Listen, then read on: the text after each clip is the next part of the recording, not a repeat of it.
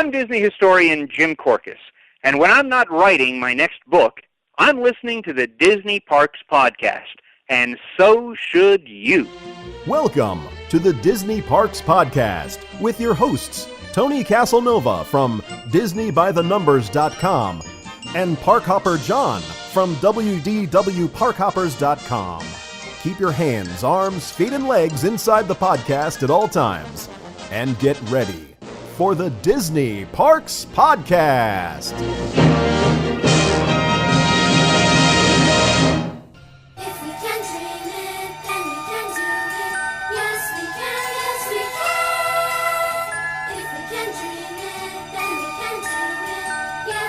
Hello, everybody, and welcome to the Disney Parks Podcast. My name is Parkhopper John. I come to you from WDWParkhoppers.com. Joining me on the other side of the internet is Mr. Tony Casanova.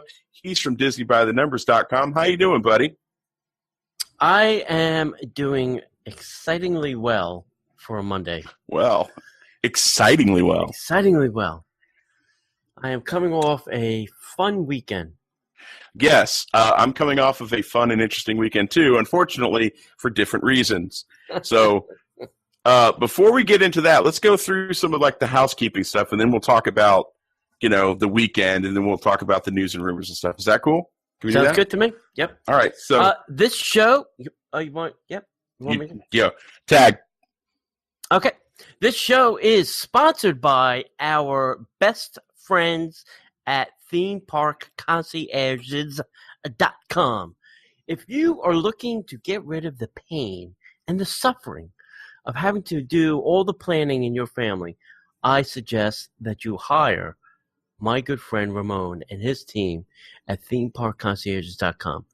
They can take all of that burden. They'll do the dining reservations, the fast passes, come up with a nice itinerary. They'll find out what your family likes and you don't like, and they will do all of that planning for you. You can have them for a half day, which is about 4 hours, or you can have them for a full entire day, rope drop to park close, and they will make the best plans for you. They will do, in Central Florida, they will do Disney World, Universal, SeaWorld, Legoland, Busch Gardens, and probably missing other places that they can do. But this is what you need to do. Need to call them at 407-257-9973, or you can go and email them at ramon@themeparkconcierges.com. If you'd like to learn a little bit more about them and what their team can do for you, you can visit them at facebook.com/Ramon VIP Concierge, or the best thing is go visit their website at themeparkconcierges.com and tell them the Disney Parks Podcast sent you for 10% off your invoice. So that's it. I say it every week. Go check them out. So, hey, we'll let you know, if you haven't yet signed up for the Disney by the Numbers T-shirt club, you can visit DisneyParksPodcast.com/shirt club, and we'll get you signed up for the Disney Parks Podcast, the Disney by the Numbers shirt club, I should say, excuse me. And all you have to do is give us your name and your email address, and then every time a new shirt comes out, we'll send you an email, whether you'd like it or whether you don't. There's no purchases necessary. Nothing's going to be automatically sent and or billed to you. You can see the shirt. If you like it, great. You can order it. And if you don't like it, that's fine. You don't have to order it. And the prices are an astonishing $13 for a shirt. Is that still correct? Have you not raised the prices on those shirts yet? Nope. $13, and then extended sizes are only $16. And if you've been in a Disney gift shop looking for a shirt, they're now up to like $32 for a shirt. They're crazy. And this is a quality, nice, short shirt, custom screen prints, custom designs you can't get in the parks. You will be the delight of all your friends, and that will be that. Yep. So definitely come over to DisneyParksPodcast.com/shirt club and get signed up today. No purchase is necessary. And the last thing that we want to do, talk about before we get into the show is if you listen to us on iTunes, thank you. Don't forget to rate us and review us over there. But we're also available on Stitcher. We're also available on a bunch of different podcast catchers. But we're very excited because we just got picked up on Google Play's podcast service. So if you're an Android user or you really, really love Google Play, you can find the Disney Parks podcast over there. Make sure that you rate us, review us, tell us what you like, tell us what you'd like to hear more of. We do listen. We've gotten some comments that have helped us formulate the show a little bit better, try to be a little bit more of what we need to be as podcasters, and that makes the show better. And so we want to make sure that you guys do that. And so we're available on Google Play. We're available on Stitcher Radio. We're available on iTunes. And you can still find us each week over on Sorcerer Radio Network. Each Sunday afternoon, we're there. We'd love to see you there as well. So Disney Parks Podcast, available all over the place. Everywhere that you want to be. Yeah, we're like Visa. We're everywhere that you want to be. Exactly. We're like the reverse of stalkers. We're there before you even know you're going there. Hey, this past Saturday, John, we had our kite meetup finally. Thank you, Lord Jesus. Finally had the kite meetup.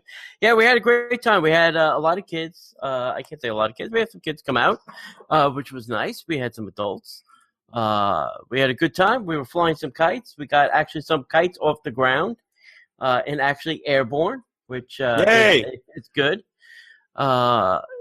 And it was fun. We had a good time, and everybody took home some kites. But I still have a lot of kites left over, so we're going to be giving kites away for a long time. I think I'm going to donate some to some of the local charities too. But we're going to give some away as well. That'd be nice. So we have to thank our friends at Anna and Rich over at X Kites for providing us those kites. We posted some picture and some video of some of the people that came out.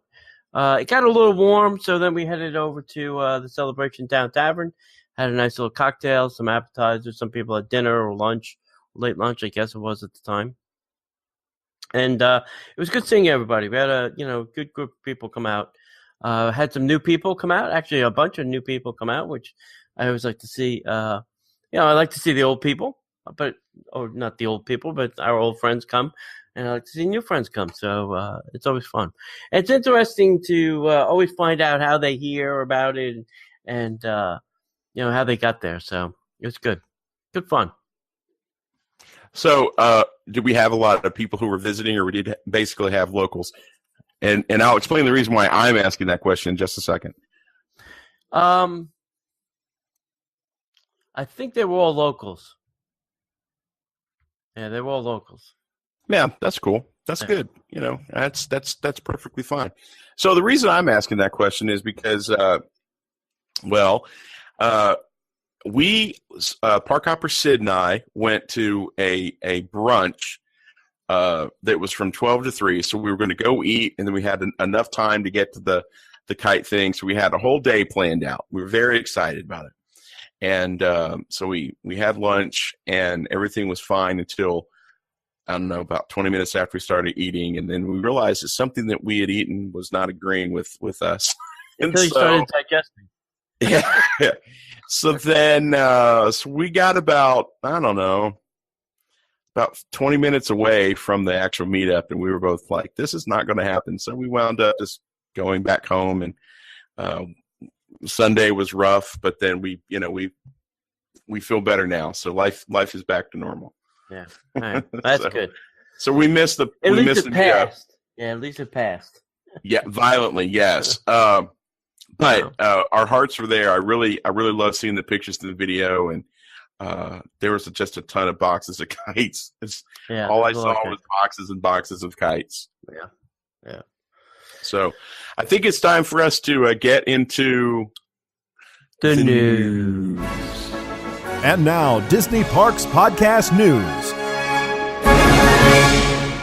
Well, hey, we've got some Disney movie news. The Jungle Book has surpassed the $500 million mark internationally as of May 12th. And on May 13th is expected to join Zootopia as the second Disney release of 2016 to cross the 800 million mark globally. The film will reach 300 million threshold domestically this weekend. Now, in addition, With 54.4 million in the UK and Ireland, The Jungle Book will surpass Deadpool this weekend to become the highest-grossing title of 2016 in the region. It's already the highest-grossing Hollywood release ever in India, as well as the third highest-grossing Disney release in China. The film opens in Korea on June 2nd and in Japan on August 11th. The Walt Disney Studios set new industry records this weekend as Marvel's Captain America Civil War made its domestic debut with a huge $179.1 million opening, making it the fifth largest opening of all time and giving Marvel Studios 4 out of the 10. Can't read apparently. The Walt Disney Studios set new industry records this weekend as Marvel's Captain America Civil War made its domestic debut with a huge $179.1 million opening, making it the fifth largest opening of all time, giving Marvel Studios 4 out of the top 6 biggest opening weekends ever. The superhero smash-up has brought in $494 million internationally for an incredible $637 million globally after just 12 weeks. A major new market this weekend was China, where Captain America Civil War earned $95.8 million across the Asian Pacific market. It has already entered the top 10 films of all time in many countries.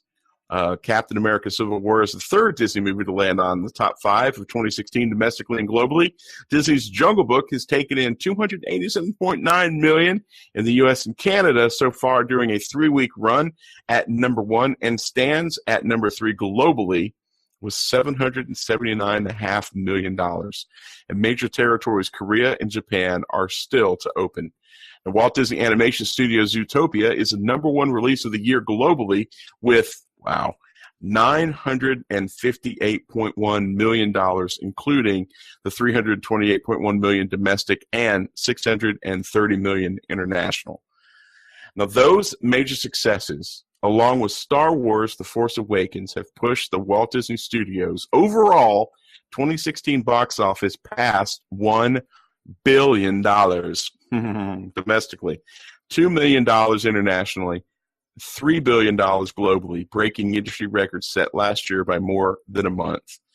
So it doesn't end there, because still ahead just this year for Disney is Alice Through the Looking Glass, Disney Pixar's Finding Dory, which will explode all these numbers. Yes. The BFG, The Big Friendly Giant, Pete's Dragon, Queen of Katwe, Marvel's Doctor Strange, Disney Animation's Moana, and then we still have Rogue One, A Star Wars Story. Boom. It's a good time to be a Disney shareholder. Yeah. Or a movie fan. Oh, yeah. If Totally. you love movies, it's huge. I mean, just the slate of movies that Disney has is awesome, and there are other studios to watch movies from, besides this one. So there's a lot of stuff out there coming. I think I'm excited really for Dory and Pete's Dragon and Rogue One. Those are the top 3 on my list, over this list. I'm most excited for Dory, Doctor Strange, and Star Wars. Oddly enough, I'm least excited about Pete's Dragon, and I have no desire to see Through the Looking Glass. Yeah. No. I did see a little video clip of Johnny Depp. They set up this thing in Disneyland. Yeah. It was like a screen, and then they dressed up Johnny Depp as the Mad Hatter, and he was interacting with people. Now, that beckons back to, where Disney had some imagination, some ingenuity, some, fun of, treating guests to little things like that. That's great. I love that kind of stuff. Just right. Pop it up there. Don't tell anybody, yada, yada, yada. And he had a great time. Seemed to, yeah. Yeah. He was, bring me the little kid down there. because Right. his camera was pretty high up. Right. Even though it was a fisheye, he still couldn't see the wee ones down there. They were out of his peripheral vision. All right, hey, this Sunday, this past Sunday, the 16th, Disney Springs Town Center phase opened up. Disney's great now at opening shopping malls, I hear. They've got skills. They're in the shopping center business now. Huh? There are going to be some good things over there, but I don't think Central Florida needs another Under Armour store. No. I'm just saying. There are probably plenty of places in Central Florida you can get Under Armour, and Disney Springs would not be the place I would go to look for Under Armour. I'm just saying. But I've seen pictures. They've got a heck of a nice Marvel tie-in over there. I'm sure. So, with eager anticipation, guests flocked to Disney Springs at Walt Disney World Resort early Sunday morning with the hopes of being the first to experience the newest retail neighborhood, Town Center. Opening in phases Sunday throughout the summer, Town Center will be the home to some of the most recognizable names in retail, such as Zara, never heard of them, Lacoste, Lucky Brand, don't care, as well as other brands that are new to Central Florida market as Uniqlo. I've heard of them, but I don't think I would buy anything there.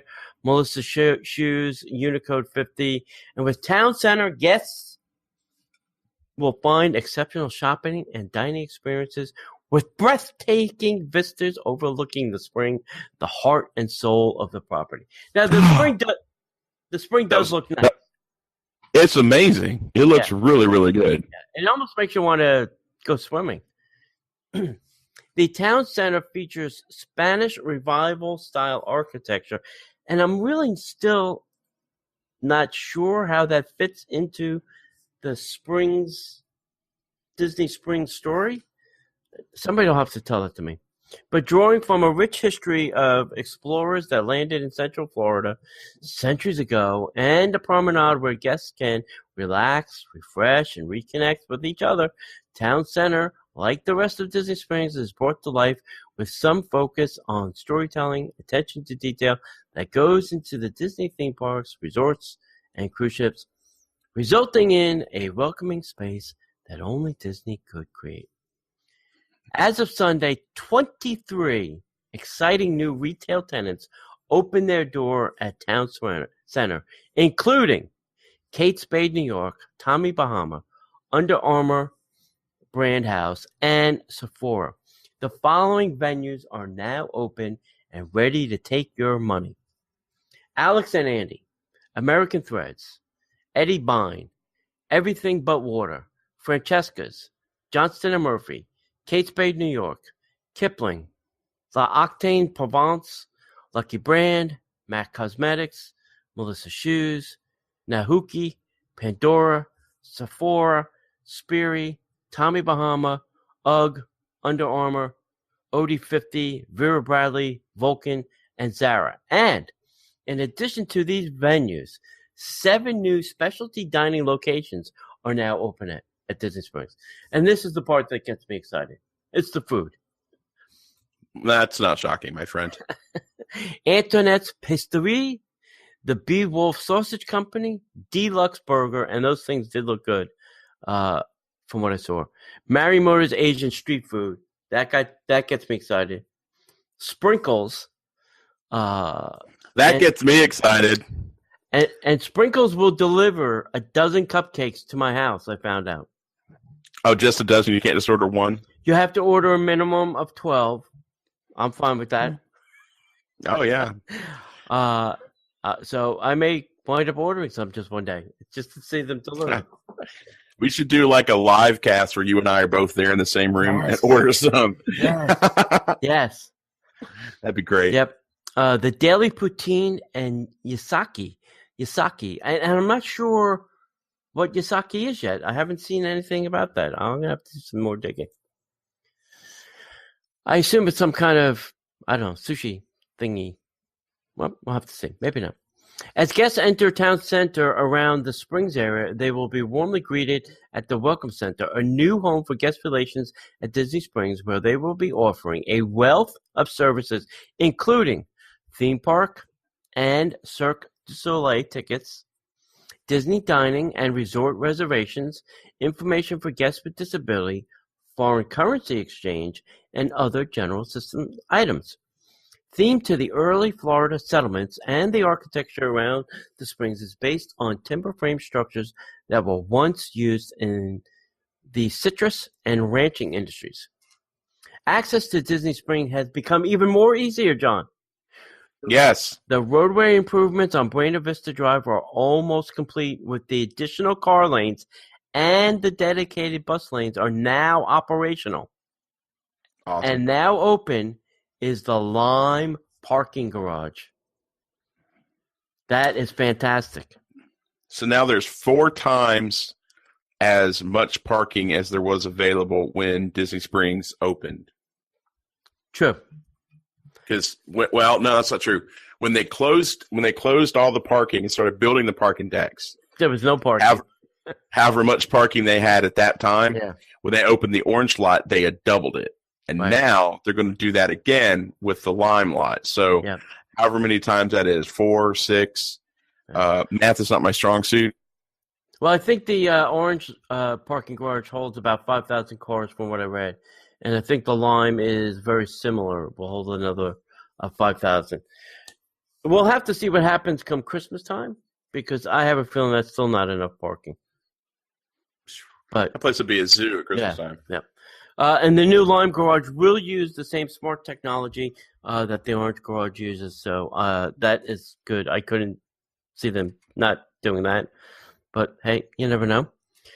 More shops and restaurants will open soon at Disney Springs. By the end of this month, the following venues will be open: Aristocrapes, Lily Pulitzer, the Trophy Room, and STK Orlando. And we're going to get to STK Orlando a little bit later. We have a news story about that as well.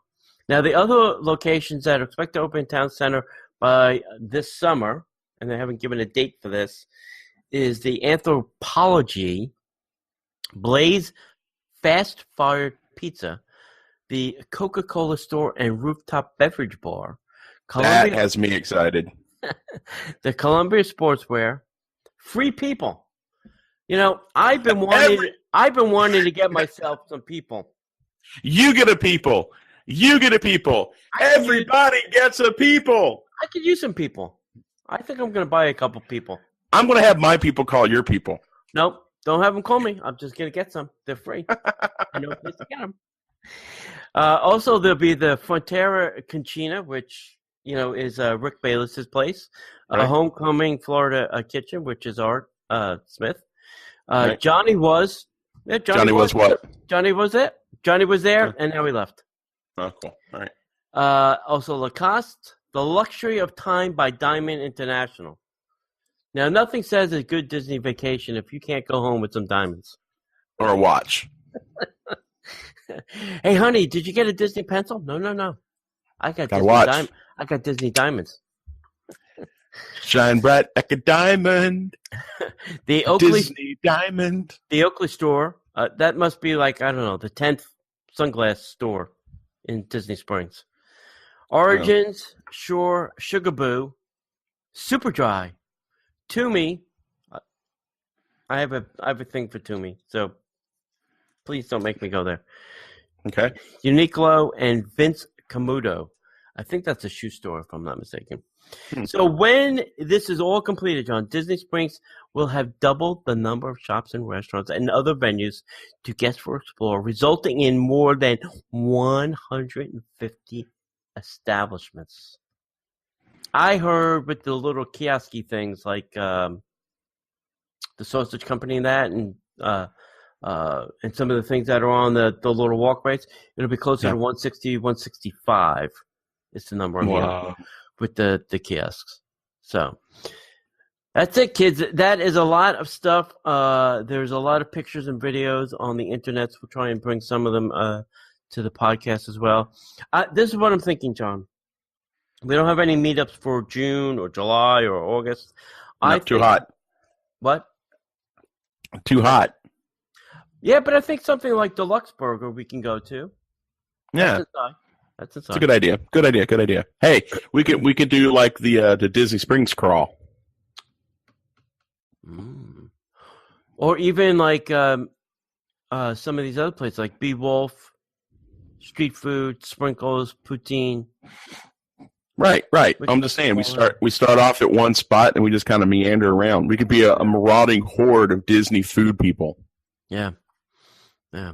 But I'm thinking let's start with a Deluxe Burger meetup, I think. We'll have to check it out, check out the location, how big of a crowd we can cram in there. And then see what we can do.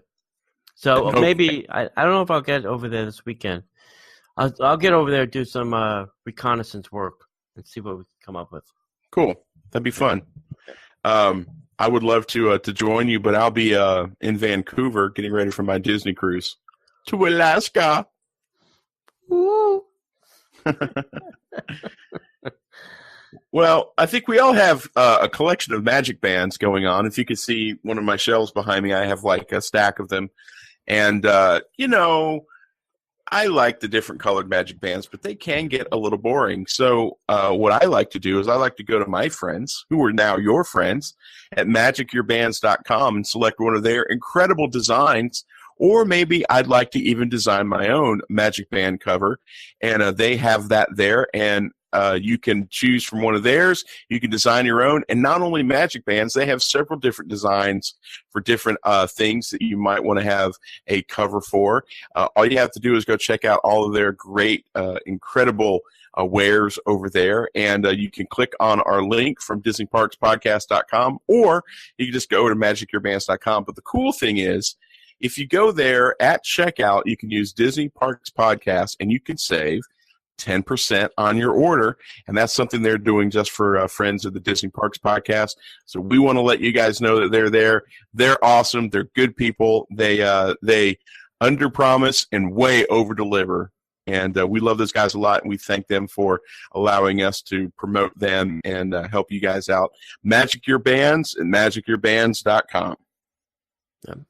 So have you heard the news, my friend? Epcot International Food and Wine Festival, 62 days. I was expecting more. I was thinking that we're going to go for about 75. Yeah. So I'm kind of surprised that they had some restraint at 62. Yeah, I am too. Actually, I thought they were going to go for. I thought they were going for 90 days, since the Flower and Garden Festival went for 90 days. I thought they were going to go ahead and pull the trigger and be done with it. Because the Christmas season, bumps up against the end of this, unless they had started it earlier. True. But then, it bumps up against that hot August season, and they don't like to have their sweaty tours with the food people. That is true. That is very true. Yeah. So the annual Disney Culinary Tour Flavors from 6 continents will expand in 2016 with 9 extra days of sipping and savoring at the Epcot International Food and Wine Festival. It's going to run from September 14th through November 14th. 2016, obviously. The festival is presented by Chase at Walt Disney World Resort, is growing from 53 to 62 delicious days, and a new interactive culinary experience, and debut a new marketplace taste from around the world. Growing in scope since 1996 is one of America's top food festivals. The Epcot event features inspired flavors at more than 30 global marketplaces. This year, Mix It, Make It, Celebrate It. Sounds familiar. I know a parade by this name. Yeah, it sounds really familiar. Reuse parade name. Anyway,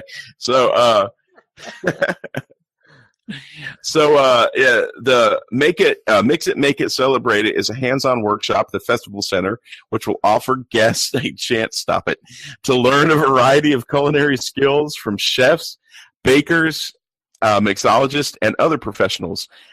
Nightly Eat to the Beat concert kicks up the energy with new musical acts covering a broad range of musical styles and eras, including rock, pop, rhythm, and blues. Even more Disney Resort Festival experiences are planned with a new brunch, cooking school, and other culinary adventures. For a second year, global marketplaces will extend into Future World to offer a wider taste of amazing sensations.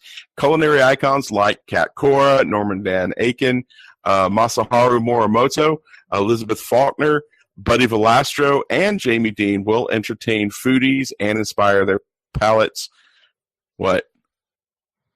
Call me off of something? No, Jimmy Dean. Oh. He cooked a salad. Yeah. That was tough to do. Yeah, and Jimmy Dean Yeah. will entertain foodies and inspire their palates at new and returning premium events, there's that word again, that include reimagined Party for the Senses grand tastings with new concepts and themes. New marketplace menus debut and festival favorites will return. Hard soda float, anyone? Yes, please. Guests can choose a favorite hard soda to mix with vanilla ice cream for a sweet treat at a desserts and champagne marketplace. A savory vegan dish will debut at the Grease Marketplace, and the popular Farm Fresh Marketplace will showcase Florida's bounty with new savory dishes. Multiple new Eat to the Beat concert acts debut. Fan favorites to return to play 186 festival concerts. I am so jacked up. Wang Chung, everybody have fun tonight. Will open the Eat to the Beat concert series September 14th through 15th. New acts in the series lineup include Delta Ray and Toad the Wet Sprocket. If you'd have told me 5 years ago Toad the Wet Sprocket would be playing at Epcot at Walt Disney World, I'd have laughed in your face. They're all going to be rocking their chart-topping tunes just for you. Much as if you had told me that Night Ranger was doing Flowering Garden, I would have laughed at you. They're coming up this weekend. That's awesome. Yeah. Festival Center highlights will,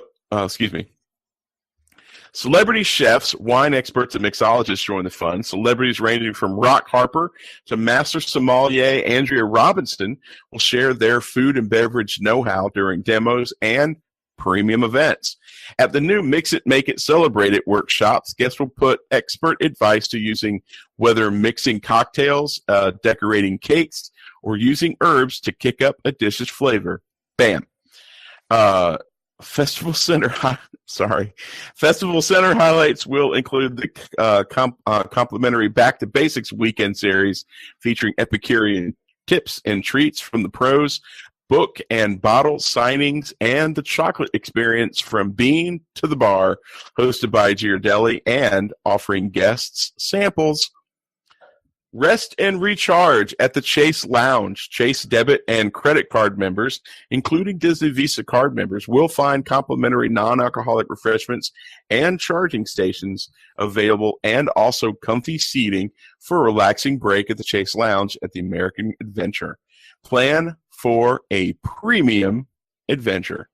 The Rockin' Burger Block Party and Party for the Senses grand tasting events will showcase creative bites and palate-pleasing sips from eminent chefs and beverage experts, plus new live entertainment.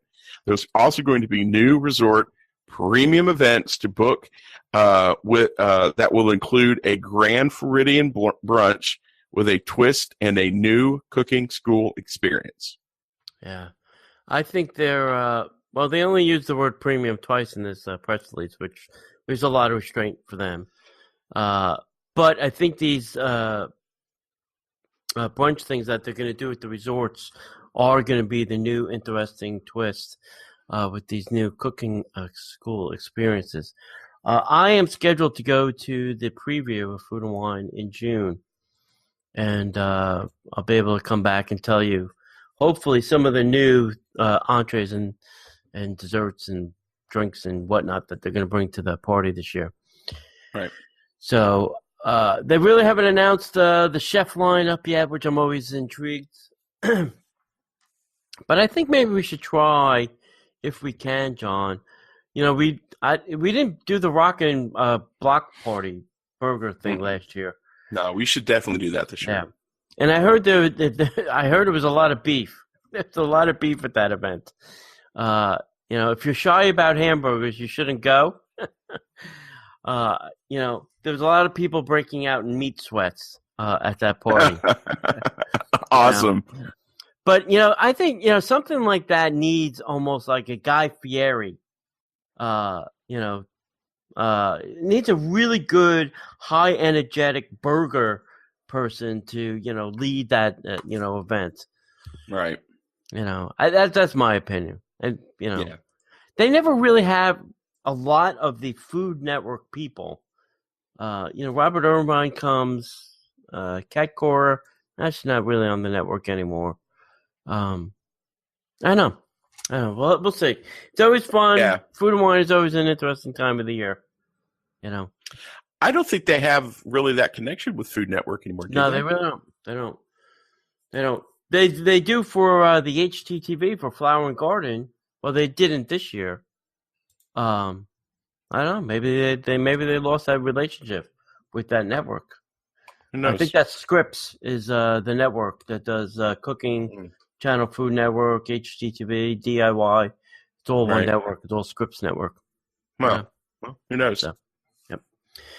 All right. Hey, if you're looking, if you really like the show and you like what we're doing, you like the podcast and the video component of it, and you'd like to contribute a couple of pennies from your couch cushion, go visit us at patreon.com/Disney Parks Podcast. We have different levels of giving, and depending on how much you want to give, we'll give you a little prize package in return.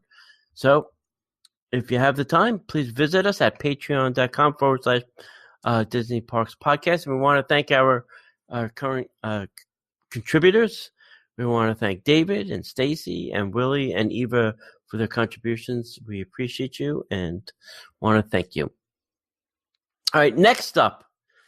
All right, kids. I think that is a lot of news for this week once again. Hey, if you had a good time with the Disney Parks if you had a good time with the Disney Parks podcast, if not, we're inside the magic. Wow. No. Anyway, thanks for listening. We hope you had a great time. Go visit us at DisneyParksPodcast.com.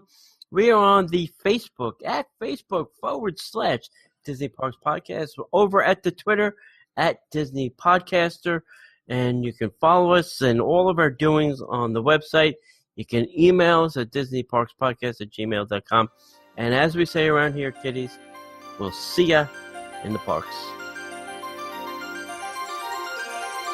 Dream a fantastic dream. Use your imagination.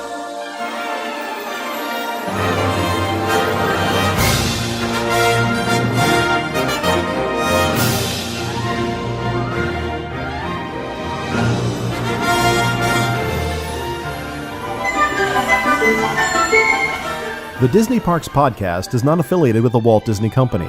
All Disney parks, attractions, lands, shows, event names, etc. are registered trademarks of the Walt Disney Company. Like a boat out of the blue, fate steps in and sees you through. One you wish upon a star, your dream